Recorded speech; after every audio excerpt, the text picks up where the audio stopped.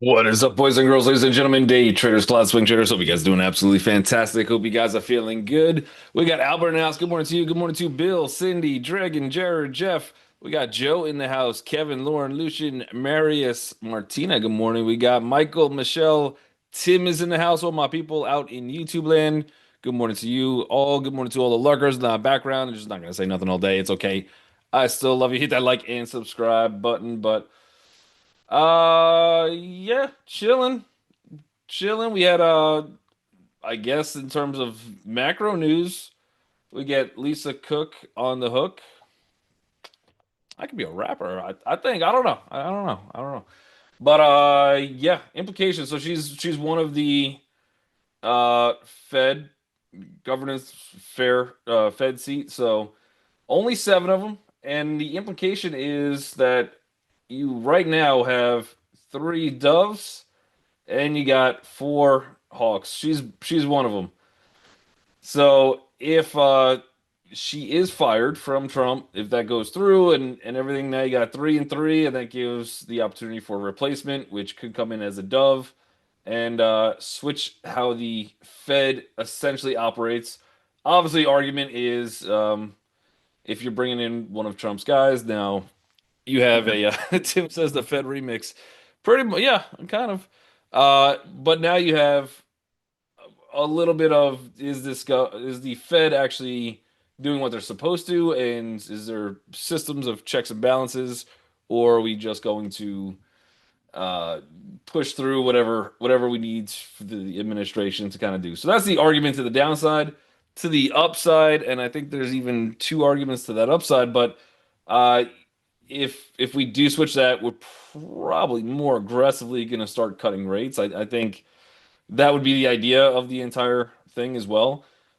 But not only that, but you have to look longer term. So short term, I think that's good for the markets. I think that's kind of what the market needs or wants, at least. I don't know what they need, but maybe what they want is to have those rate cuts, which Jerome has already said, maybe September. We're considering it, at least from his last Jackson Hole event. Other than that, longer term though, and you're seeing so we're seeing SPY. We'll go to TLT first, actually, before we get to anything else. TLT is actually gapping down off of the entire news, which if you're thinking interest rates, that should be short term. This is 20-year treasury. So, and I've been talking about this for a while. If we do cut the rates when the market is ripping, just essentially off of all-time highs as of Friday, nothing too crazy. We start lowering the interest rates, that's going to now create, even in just the real estate market, you get more demand to buy housing. Pricing goes up, even though the mortgage comes down, the rates come down. More demand to buy, and with that demand of housing, you start to see inflation there. You start to see inflation across the board. So now you're back to that inflation topic, which they're saying maybe in the longer term, based on what I'm getting from the charts, I think the bond market kind of agrees that longer term we might have a little sticky situation still. We might have the inflation conversation. We might be focusing more on CPI. Probably, maybe not in the very near term, but in the slightly longer term. So it's PPI, which we saw the markets react already from the last one. But maybe we see inflation start creeping up, and that's not going to be a net positive for something like TLT, the bonds, and the market's kind of watching that heavily. So short term, good. Long term, I think there's a little concern, so we'll see. But otherwise, we got the SPY gapping down a little bit. It is a retest gap. We didn't really get to the actual retest yesterday, so I got the retests or spot of big support that we kind of have to hold. And again, if we don't, it's not a huge thing. Longer term, we're still really healthy in the market. We still look pretty phenomenal, but I think we get a much bigger pullback. We're staying inside this inside candle for a little bit longer. So this is a big spot for the bulls. I think that should try to hold 642.11 if we could. If not, you got room down to, I think, our next untested VPOC, which is 639.11. And then technically we could get back down to 635.98. That's going to look a little ugly, but that would be the next spot we kind of have to hold. So getting below this candle, not great. The next big one that the bulls really have to focus on and just get their act together if we start breaking the support would be this 609.07 zone. Otherwise, for today, let's see what happens. Let's see if we can hold that support. If we could, well, the market sentiment, I think, from Friday from last week is all bullish, and this is still just kind of your retest, a little resting, pullback, and then we'll see where we go from here. But kind of getting into a little bit of a interesting spot, not a huge gap down. We got the Qs. Qs are inside day, gapping down a little bit. Still a nice little resting candle, staying above that 20 EMA on the daily, which is still pretty decent. Otherwise, to the downside, we have our first support right at that 20, and it's going to be somewhere around 569.08. So we'll see.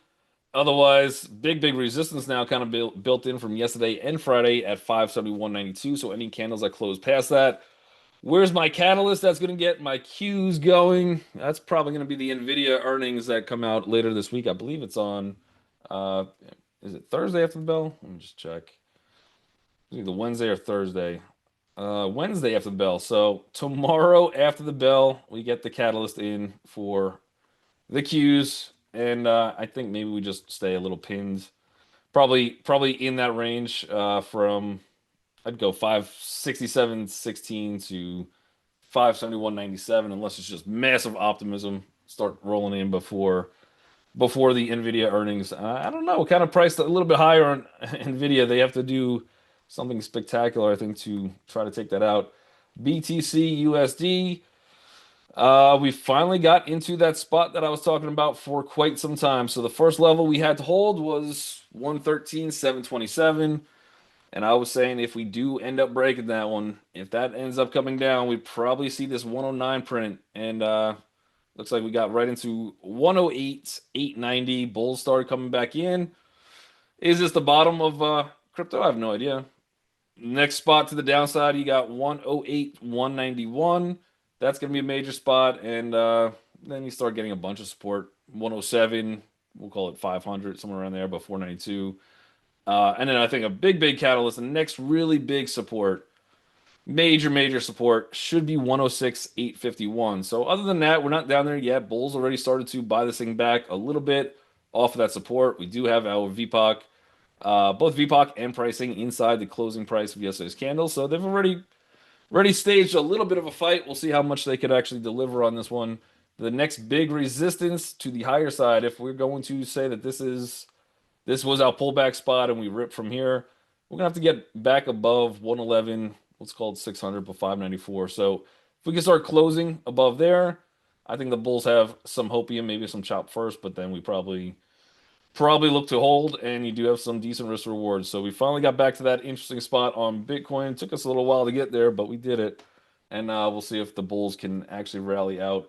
Some stocks that I'm looking at for today is AMD in the news today. So again, NVIDIA had a bullish day yesterday, just run up into prior to earnings. Kind of makes sense. They were green. AMD, they stayed red, so they were a little bit down. We did actually breach that candle, I think, for a brief second. I like that 163 zone. I think like where are we at? 163,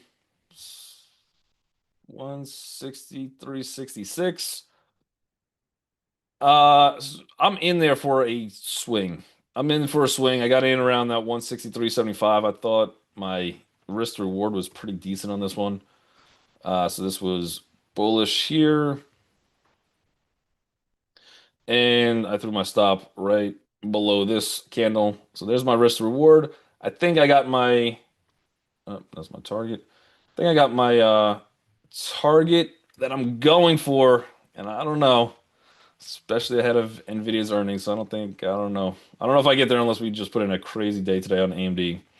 But my target's up there, 175. It's slightly lower, actually. The target is, for me, 175.73, so a little lower than that. But that would fill that gap. That would get us up to that next VPOC. There is some resistance on the way, and we'll talk about this for possible also day trades today as well. The big key spot for me is this spot. This is confirmation. So if we could close today anywhere above 165.83, I think it's a great sign for AMD. The news for them, the catalyst, is that they are partnering with IBM. They're trying to get into some quantum computing, and the market's kind of loving it for AMD. IMB not really, IBM not really moving off of it as much. But you have a gap and go from yesterday. I think the more important part is that we're above that 165.92 zone. Um, I also like the fact that we are above the VPOC from both Friday and from August 19th, the Tuesday. We have a pretty good resistance built in, somewhere around 167.52. We're clearing that now. I think this acts at open. We're right into that 20. I think we act at open as a little bit of a retest gap, small pullback. This is a pretty big move. But I'm looking for that 167 43-ish, 167.52, something like that to hold. If we could hold, that would be my bounce spot for today. And then there's day trade wise targets. I think might take us up to 171.49. So I'm watching that one kind of heavy. I kind of like how that's set up. We're starting clearing some big resistance on this one. Might take a day or two to hit the next target. But for today, I think you still have some decent room up to 171.39. Let's see if there's a little pullback first. Let's see if that big bullish engulfing candle acts as the main catalyst for the pullback. And I like that spot, so I got in. I'm not selling yet, but some other people might have been thinking the same thing. And right at open, they are up more money than they went to sleep with. Maybe we get that slight pullback, see if that support holds, and I do have that pretty high on the list. So I'm watching that one for today. Chewy hammered yesterday, says Tim. Yeah, like that location of the hammer. All we really did was come down, retest the. So we had the breakout candle on Wednesday, August 13th.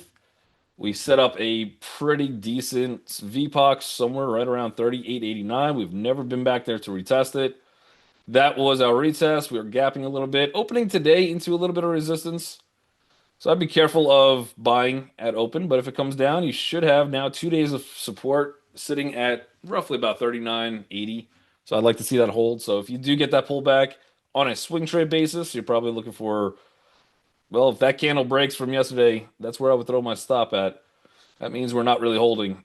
Otherwise, for day trade, the lower you go, the better. Just risk reward, 39.77, 39.80, somewhere around there would be your entry.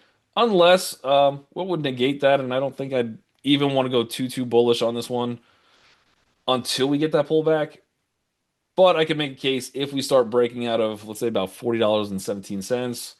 All right, you might have some room to the higher side. $40.86 would be a next big target, but you got to get through this candle, this Thursday candle. You're getting above the opening price from Friday to get up there. So those two, I think, act as a little psychological level.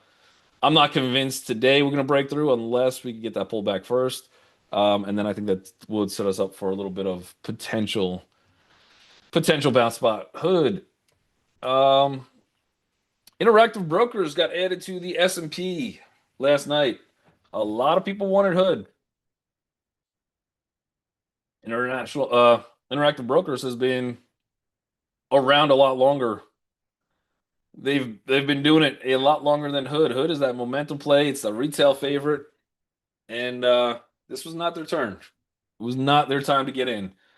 I think that leads pretty decent. Where at least the S&P is considering. Probably, I'm sure that they took a look at Hood,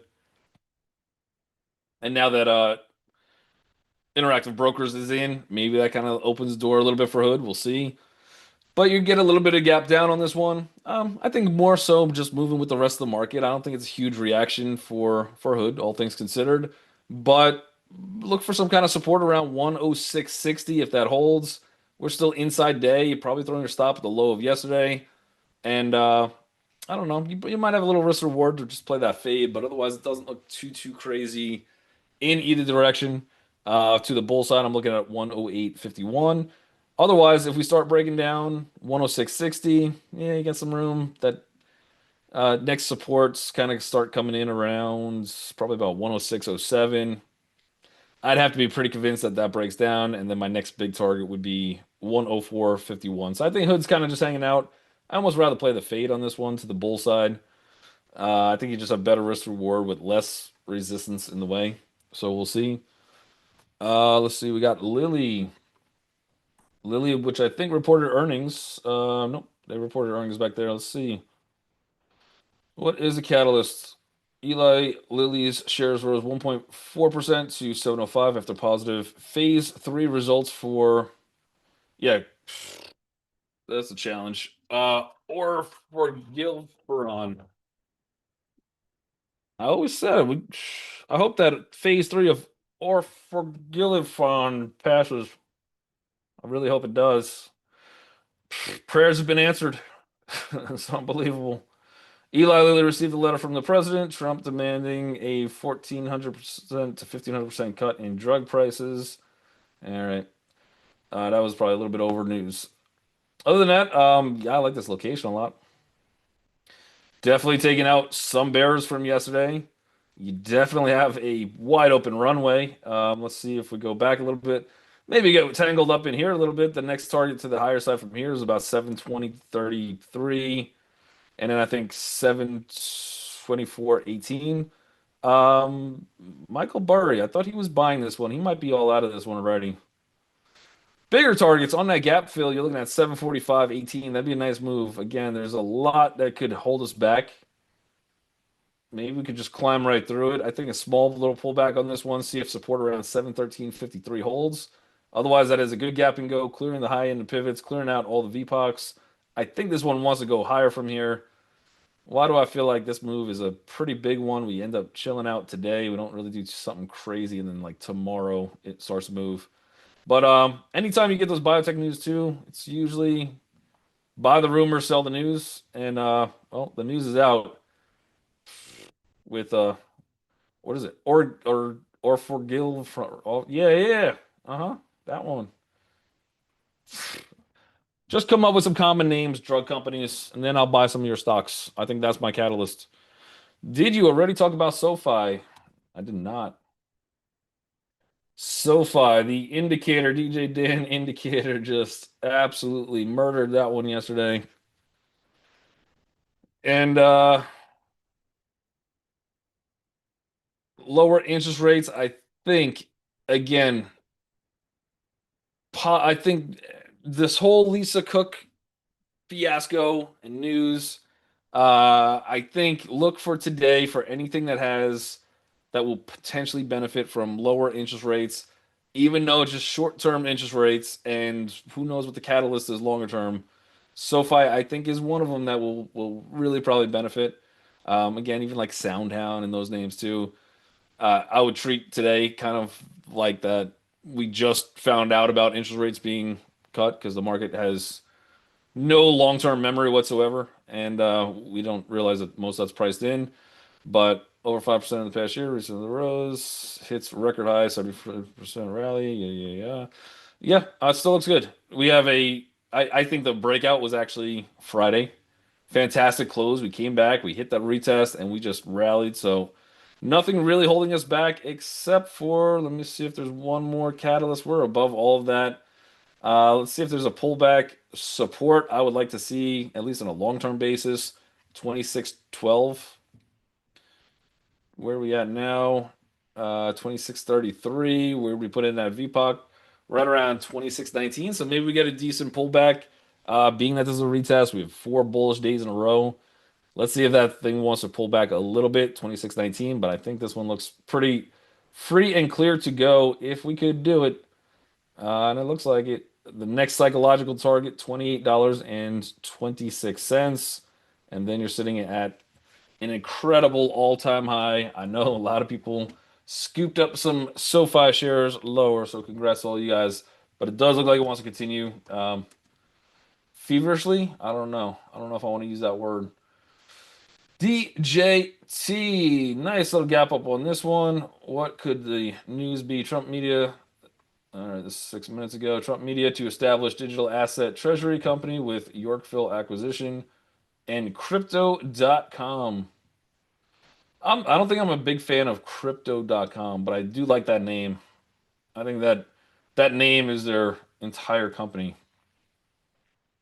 Otherwise, I know some people in the crypto world, they do like it. I get it.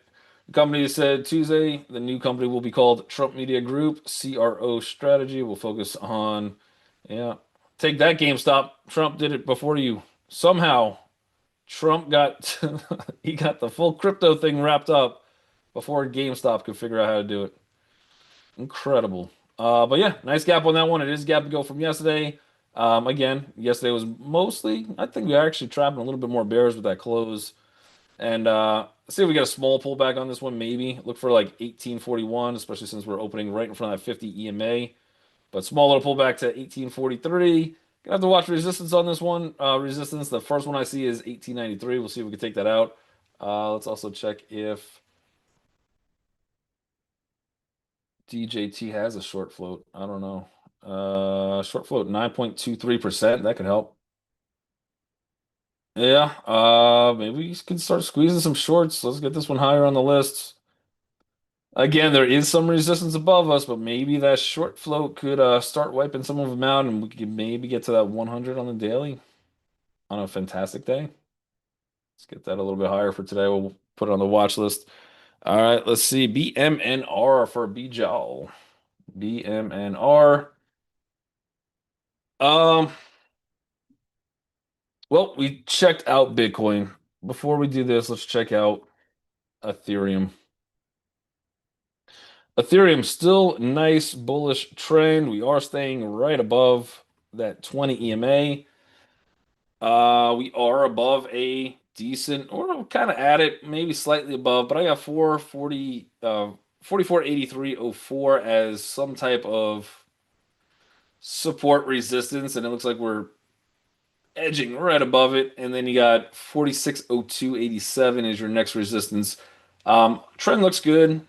We'll see how much that resistance wants to play into it. I think a little bit, but BMNR, I would expect something kind of similar to it. Uh, Most of yesterday was, well, actually all of yesterday was an inside day candle. It was a retest. We did retest into a very interesting spot right at that support 49.17 at the lows of the day. And also at a little bit of resistance. If we could get above 50.32, this one's got the ability to move. Um, and we're trying to get there now. So I like it long. I don't know that today is the day we absolutely have a crazy breakout. The first sign that I think we are going to make that next move higher would be a close above 52.82. I think you have some interesting risk reward in BMNR, even buying it at open and throwing your stops somewhere below probably 46.77. Your first warning sign that you're probably not holding and maybe you could just take a quick exit would be start actually breaking 49.17. So if we start taking that one out, I'd be more cautious and then see if we can get back in around $40.93. But all we're really doing, that's a bullish engulfing candle. We came back, great retest. Maybe this will get you really good risk reward if this thing could actually break out. And the bigger confidence maker would be closing above 53.97. We probably then have room back to about $61 roughly. So looks interesting. Looks pretty fantastic. You're still on a longer term basis, obviously making those lower lows, but this is our first higher low if we could actually get that little S curve in there. So again, I don't know if today is the breakout day, but maybe setting up for a swing. And again, BMNR has the ability to do some crazy things. And if Coinbase finally got down to that 109 and could bounce, maybe that's good for crypto to finally free up and just make that next move. We'll see. Uber, Uber Technologies. I don't know what the technology is. The app, I guess. Otherwise, it's still a guy driving a car. But call it what you want. You got Uber is I don't love where we're opening for today. It's a retest gap. I think I'd lean short rather than long. I think your first retest spot or spot to go short is 95.24. I think we're looking at about 95. Let's go a tad higher in this one. Anything above 95.31, and I think that puts Bulls in control. But you had the Bulls with the breakout. Bulls tried it again, completely failed, stayed inside day. You're gapping below what should have been support. We closed kind of at the support, maybe slightly below it. So I think we're a little bit weaker on Uber, and that would take us down to 93.93. The other one we should look at, since we're talking cars, kind of cars, I mean, again, Uber. But Tesla had an amazing day that I did not see coming in yesterday. Most things in the market kind of looked like it was fading a little bit. Tesla off of Friday's candle was absolutely fantastic. We said there was probably going to be some kind of resistance around 343. Oh 06, and we took that one out with strides. So if we pull back, look for that 343.06 for today. We did not really get to the target, which for me, the next resistance would have been about 350.90. So if we could pull back a little bit, if we end up holding in that range, you still got about $7 to the higher side. And then obviously, if that breaks, I think you're looking at 361, 361.83. So decent potential for the upside. We've been here before. This is definitely some little bit of resistance zone, but yeah, give me some of those pullbacks. They had a much stronger day than they let off that they were going to pre-market yesterday. So I think Tessie has to go a little bit higher on the list too. Again, two big days in a row. I don't think I'd be chasing bullish here, but that's exactly what they want you to think, so that you just now have to chase it $400. So we'll see. Cindy says news around Uber business model has not been good lately. Yeah, they have. I think autonomous driving is going to be the big catalyst for them as a company as a whole, where they might have to make a shift or partner with somebody. And I think they're already partnering with that, Waymo. I think they're trying to. So we'll see. But they got a long-term battle ahead of them on Uber. And even Neo was having a nice little gap today. So Neo, which has been breaking out, again, I'm already in this one. I'll be in it for quite some time. But like I'm holding out just because down here valuation was just like, if the company makes it, I was getting a good price. So I'm already in. We're up decent on it. But we've just started to see this breakout recently. Yesterday was mostly a retest gap. I did not like or love where this thing kind of closed at. I really want to see some support being held at $6.33. Nonetheless, that was a retest probably into about the 618 for where we closed. And you have a gap and go for today, also over a pretty key level. So 633. I think that might be one to watch for today. Psychological level now at this point would be yesterday's high or opening price at least. But I think that was more of a retest than just bears starting to come in on Neo. The other one today for that is moving, another lower price stock is Tilray, and getting a nice little gap up on this one. Again, 20-cent gap on about 13, 14-cent gap on a $1.39 stock is not bad. Clearing some pivots. I'm looking for targets in this one. I'm not in on Tilray, but I think this one has the ability to make it to 177. I think you just have some of the weed stocks in the headlines, and the government's starting to get involved. Maybe some momentum in some of the weed stocks. You could check those out as well if you wanted to. Otherwise, that is the morning bell. So everybody in YouTube land, make sure you guys hit that like and subscribe button if you've not done so already. Other than that, you guys are awesome. Be safe, and I'll